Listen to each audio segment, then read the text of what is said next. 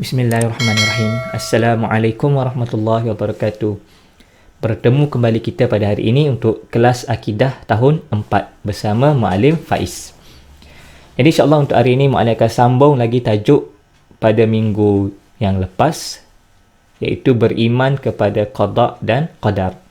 Jadi pada minggu lepas Muallim dah terangkan mengenai pengertian qada dan juga qadar dari segi bahasa dan juga dari segi syarak. Jadi insyaAllah Muallim harapkan antum dapat menghafal lah pengertian qada dan juga qadar dari segi bahasa dan juga dari segi syarak. Jadi untuk hari ini kita akan tengok pula kita akan sambung lagi kepada subtopik yang seterusnya, iaitu sifat orang yang beriman kepada qada dan qadar.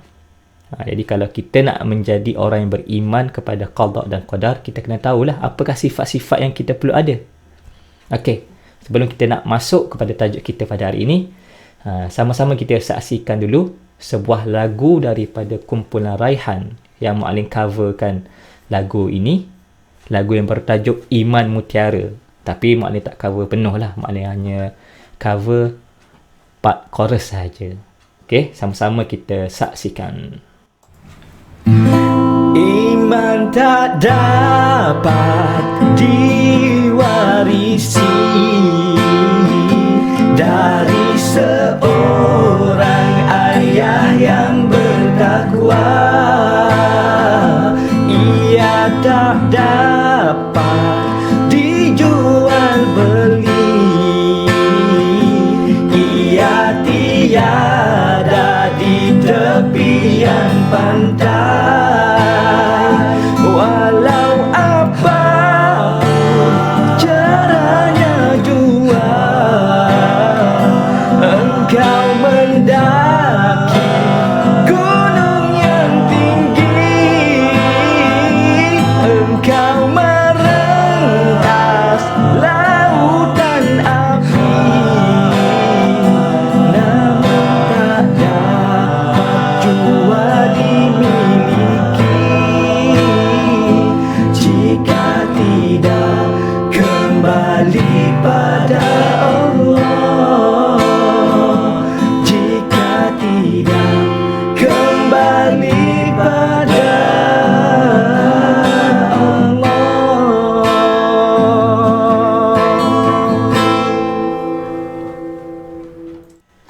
Okey, begitulah tadi lagu Iman Mutiara daripada kumpulan Raihan. Jadi kumpulan ni adalah kumpulan nasyid yang pertama sekali yang keluar, yang memperkenalkan konsep nasyid kontemporari. Jadi legend lah kumpulan nasyid ni. Anda boleh tengok lah lagu-lagu daripada kumpulan Raihan ni. Banyak yang lagu yang sangat bagus lah untuk kita dengar, insyaAllah. Tapi maknanya kita bukan nak cerita pasal kumpulan ni lah. Kita sambung balik kepada tajuk kita pada hari ini, iaitu sifat orang yang beriman kepada qada dan qadar. Sedikit mengenai lagu tadi. Jadi apa yang boleh dapat daripada lagu tadi, Iman Mutiara ni sebenarnya, kita nak jadi orang beriman ni, sebenarnya dia adalah diri kita sendiri. Orang lain mungkin boleh nasihatkan kita, beri teguran pada kita, beri semangat kepada kita, tetapi ianya bergantung pada diri kita, sama ada kita nak berubah ataupun tidak, ataupun kita nak beriman ataupun tidak. Ianya bergantung pada diri kita. Jadi kita tak boleh nak harapkan orang lain.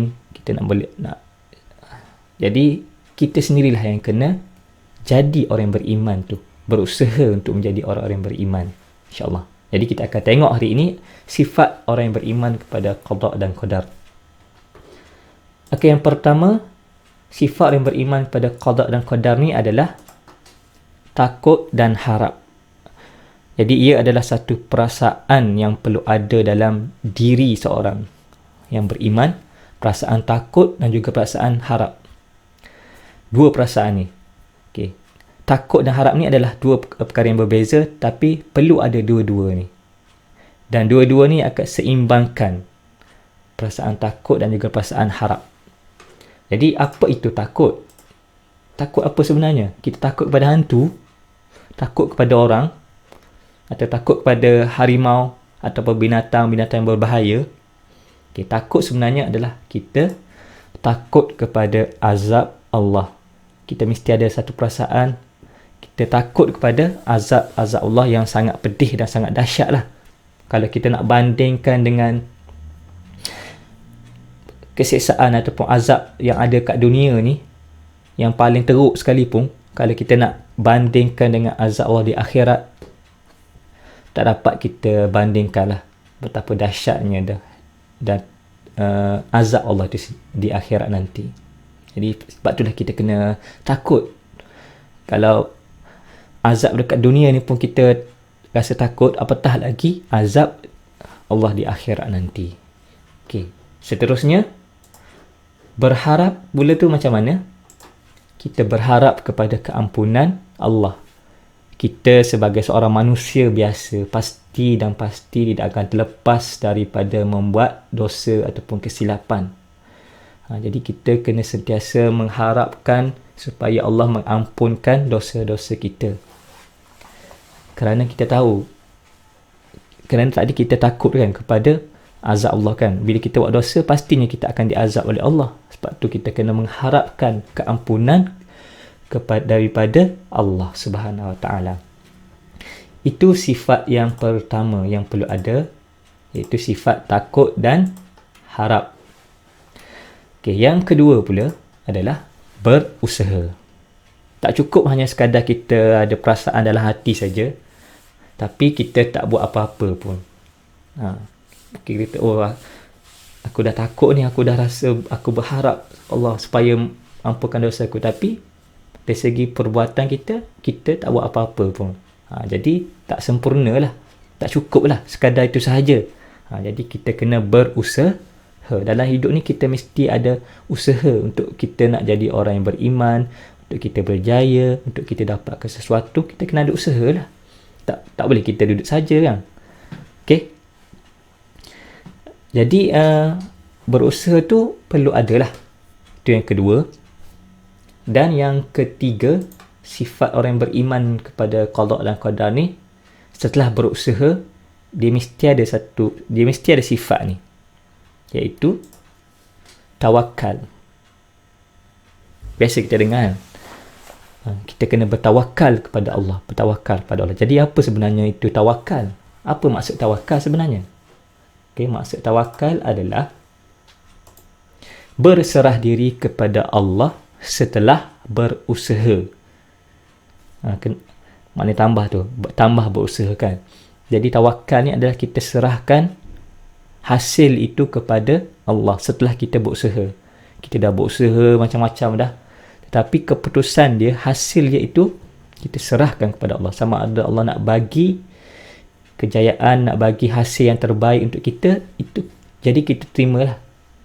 Kalau Allah tak nak bagi pun kita terima juga. Itulah sifat tawakal. Mungkin Allah tak nak bagi lagi, mungkin Allah nak bagi di hari yang lain, di masa yang lain, mungkin bukan di dunia tapi di akhirat kan. Siapa tahu kan, kita pun tak tahu. Jadi bila kita ada sifat tawakal ni, apa sahaja perkara yang berlaku kepada kita, sama ada baik ke buruk ke, kita akan redha, kita akan pasrah, kita akan sabar, kita akan ada sifat sabar, sifat redha kepada apa yang berlaku, qada dan qadar kepada kita ni, takdir yang berlaku kepada kita. Jadi kita boleh terima dengan baik insya-Allah bila kita ada sifat tawakal. Bila kita tak ada sifat tawakal ni lah, macam-macam perkara yang boleh berlaku. Bila mungkin perkara yang kita inginkan sangat tapi kita tak dapat, itu yang akan berlaku teruk tu.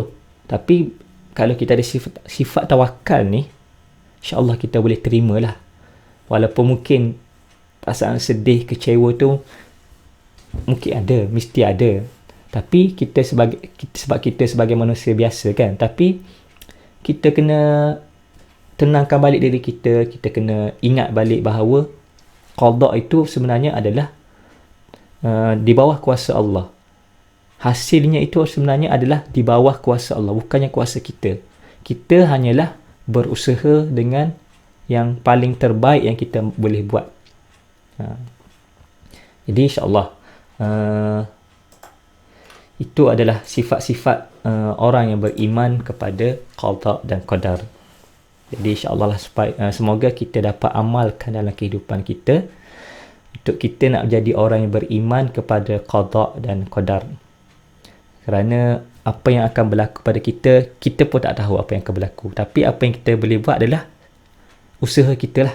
Untuk kita berusaha menjadi yang terbaik, menjadi orang yang beriman, berusaha memperbaiki diri kita menjadi yang terbaik, insyaAllah. Jadi cukup untuk sekadar hari ini bagi tajuk beriman kepada qada dan qadar ni. Jadi insyaAllah Mu'allim akan bagi sedikit latihan hari ini untuk atum jawab berkenaan dengan tajuk yang minggu lepas dan juga hari ini. Jadi insyaAllah Mu'allim harapkan atum akan dapat menjawab latihan yang Mu'allim akan berikan ni dengan baik, insyaAllah. Untuk sama-sama kita ulang kaji baliklah tajuk yang pertama ini.